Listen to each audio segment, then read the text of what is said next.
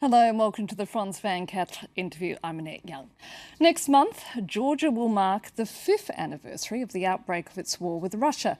It may have lasted just 5 days, but it was disastrous for Georgia, with Russian troops now stationed in 20% of the country's territory. Now, its new Prime Minister, Bidzina Ivanishvili, wants to make friends with Moscow while consolidating the country's ties with the West. But can he do both? Here to answer this is Georgia's Foreign Minister, Maya Panjikidze. Minister, thank you so much for being with us. Hello. Now, your government's been in power for some 8 months now, but just how different is your foreign policy compared to the previous administration, which clearly was very pro-Western? We are now 9 months in the government, what is a short time when you see it for the country's history, and is a long time if you see how much the new government was already able to do. The foreign policy priorities of my country are the same. This is the European and Euro-Atlantic integration. We are very active in the EU direction and in the NATO direction. But at the same time, our problem, our main challenge is the deoccupation of the country and the restoration of territorial integrity and sovereignty of the country. But many in the West are fearing that your Prime Minister is very pro-Moscow and is making a lot of overtures towards the Russians. Would you describe your government as being pro-Russian? No, our government is pro-Western, and there is no doubt about this. I think it is the result of the campaign of last year, because the previous government tried to brandmark the Prime Minister, the leader of the opposition, as a pro-Russian guy, because it was very easy to see the difference between West and Russia, and it was completely not true. But you understand why, because the Prime Minister made his wealth in Russia. Yeah, he has many close ties. He left Russia 11 years ago, and he never visited Russia again. So he had no connection to Russia, he had no contact with Russians.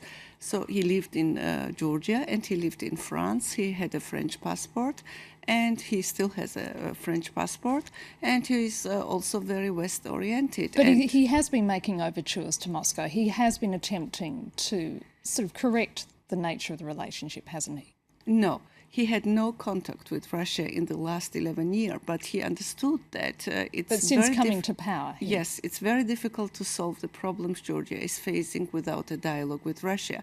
And this is the difference in our foreign policy, because we added to our European and Euro-Atlantic goals an additional one. This is the improvement of the relationship with Russia. And this is what we tried. This is the reason why the Prime Minister appointed a special envoy on Georgian and Russian issues. And he tries to discuss with his counterpart, this is the Deputy Foreign Minister of Russia, the issues of economy, trade, culture, humanitarian issues, and so on. But they don't touch the red lines. The red lines with Russia, they are discussed in the Geneva international talks. This format was created after the war to discuss the issues of the war, the results of the war, and this remains the main venue for a direct dialogue with Russia. But it is a difficult path to tread, isn't it? You know, keeping Moscow happy while at the same time continuing with moves to join NATO. We are not going to keep Moscow happy. It's not our task. We are going to go our way. And our way is a European and Euro-Atlantic integration. And this is the freedom of choice of an independent country like Georgia. And this will be a choice of NATO and the European Union if and when Georgia can join these alliances or the unions. So it has nothing to do with Moscow. This is our way. But at the same time, we try to improve the relationship with Russia. And there are several examples in the post-Soviet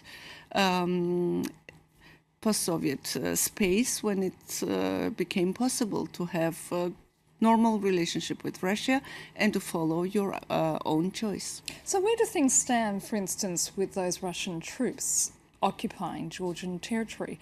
I mean, what sort of does your Prime Minister think is the best way to resolve the issue, given that some members of his own party refuse to use the word occupation? No, we are using the word of occupation. The 20% of territory of Georgia is occupied by Russian troops. Russia declared the two regions of Georgia as independent states, and these are, as I said, the red lines for us. But we try to improve the relationship in other fields, and there is a space for improvement. And we hope, of course, that maybe the improvement of relationship in some other issues which are of common interest, we can also improve the environment for a political dialogue. But we are not really optimistic. We are realistic, and we know that it cannot happen in 1, 2, or 3 years. It will take time, but I'm sure that in the end, everybody will realize what is good for the region, and maybe we will have a change of policy from the Russian side too. How would you describe the way in which Moscow views Georgia these days with the change of government? I think Russia appreciates the positive signals and positive steps made by the Georgian government, and we also already have some concrete results of this improvement. For our economy, for example, our products of agriculture can return to the Russian market, which is very important for our economy. We also send a very positive signal towards Moscow that we will not boycott the Sochi Olympic Games, and we have some space of cooperation on security issues because of Sochi Olympic Games. And we totally changed our rhetoric, which is now very modest, and we don't use aggressive words towards Russia. It's not the settlement of problem, of course, but it's a way, and it's a step on this way. Now, so concerned is your government about perceptions in the West. I understand that it's currently on a sort of diplomatic campaign to explain that you're not downgrading ties with the West, and this comes amid a push by American lawmakers to curtail American economic and military support for Tbilisi. Do you think Washington is seriously considering reducing aid to Georgia as a result of this change in government? No, I don't think so. You know, in the beginning, there were some concerns in the West and in the United States if our new government, is really pro-Western. But after we did a lot of work to bring forward, for example, the association agreement with the European Union, after we continued our engagement in Afghanistan and doubled our troops in Afghanistan, maybe you know that Georgia is the biggest non-NATO troop contributor to ISAF mission.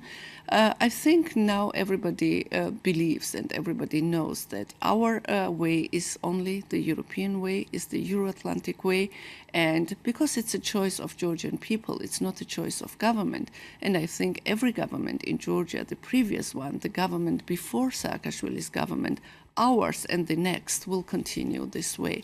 But so I don't think that if something will be cut, it's because of a different direction of our development. But Washington is fearful because it comes as scores of top aides to President Mikhail Saakashvili, a staunch American ally in the past 10 years, have either been arrested or detained, in fact, somewhere in the order of 20 in the last week or 10 days or so.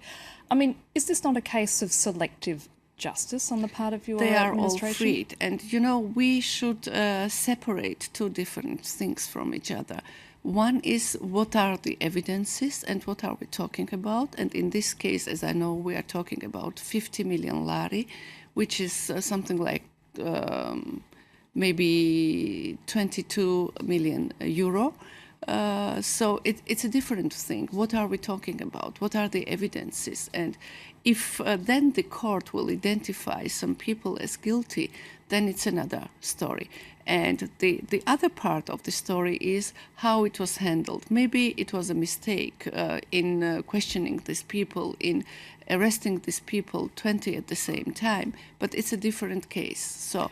But isn't it just an example, or rather, is not the aim of all of this to destroy the country's opposition? No, it's not to destroy the current opposition. The opposition is in the parliament, and we have normal relationship with parliament.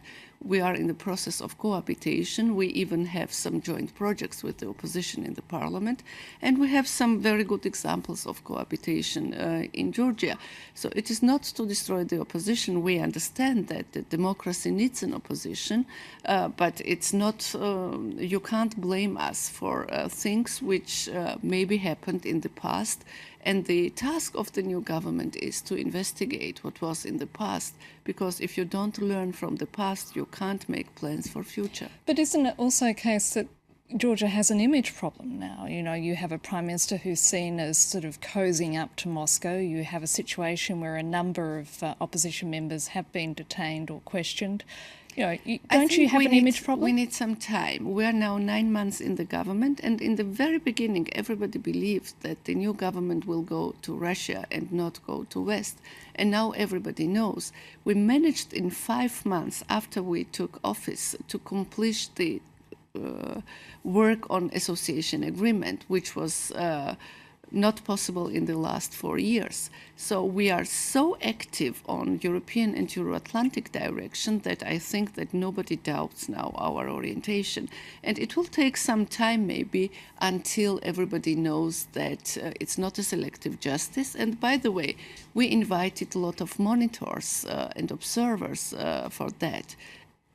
And the European Union sent us a very famous human rights defender. This is Thomas Hammarberg, who is a Nobel Prize winner, and he is the monitor who monitors the trials and the processes in Georgia. And we also have a monitoring mission of OSCE ODIHR, and more are invited to come and to see if everything is according to the rule of law and if there is a selective justice. And I'm sure that in the end, well, they will report on the processes in Georgia, the conclusion will be that there was everything according to the rule of law. I'm terribly sorry, Minister. We're going to have to leave it there as we've run out of time. And that's it for this edition of the France 24 interview. Do stay with us because there'll be more news and headlines coming up very shortly.